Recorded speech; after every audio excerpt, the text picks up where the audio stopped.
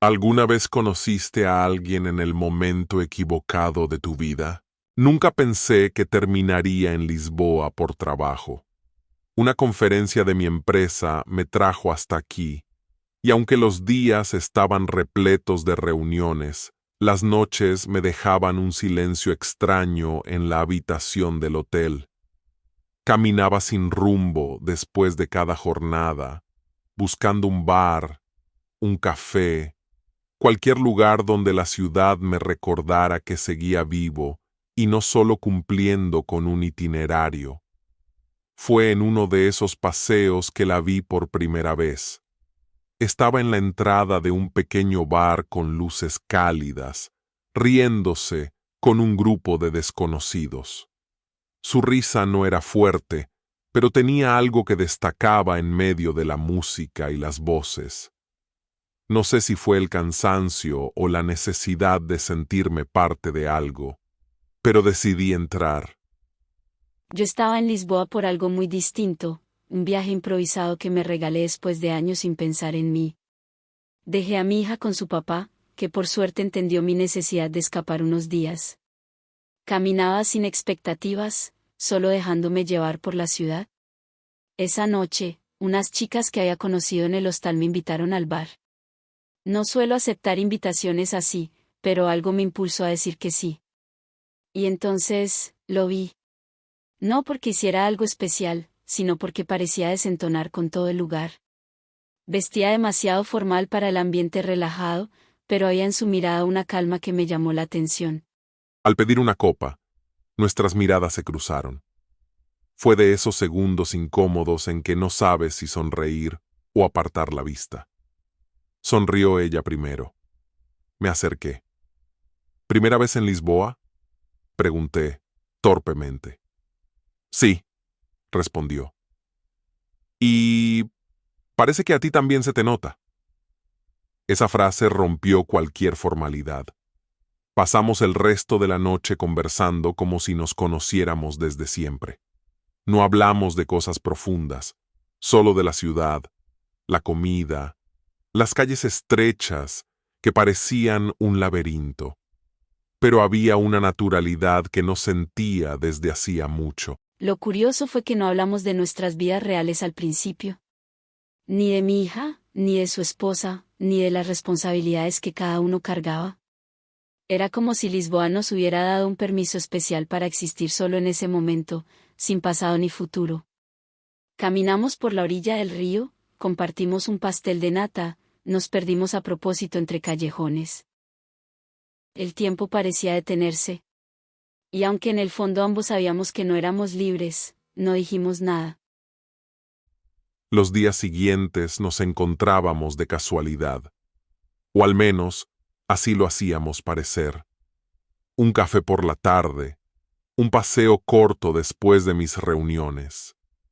Ella siempre tenía una excusa para aparecer, y yo siempre encontraba una razón para quedarme un poco más. Recuerdo especialmente una tarde en la que nos refugiamos de la lluvia en una librería antigua. Nos sentamos en el suelo, entre estantes polvorientos, hablando de los libros que nunca terminamos de leer. Fue uno de esos momentos que se sienten eternos, aunque en el fondo sabíamos que terminaría. Y tal vez por eso, dolía y sanaba al mismo tiempo. Era tan fácil estar con él. Había algo en su manera de escuchar, en su silencio cómodo, que me hacía olvidar quién era yo en casa.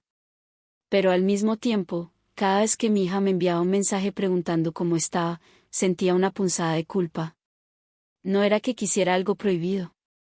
Era solo que, con él, podía imaginar otra vida. Una vida donde quizás fuéramos libres para coincidir desde el principio. La última noche fue la más difícil. Cenamos en un restaurante pequeño, con fado en vivo. Ella lloró un poco, aunque lo disimuló sonriendo. Yo tampoco estaba mejor. Sabíamos que no había promesas que pudiéramos hacer. Había un avión esperándome y una familia que no merecía que la traicionara. Si antes te hubiera conocido, me dijo en voz baja, mientras brindábamos. Yo solo pude asentir, con un nudo en la garganta.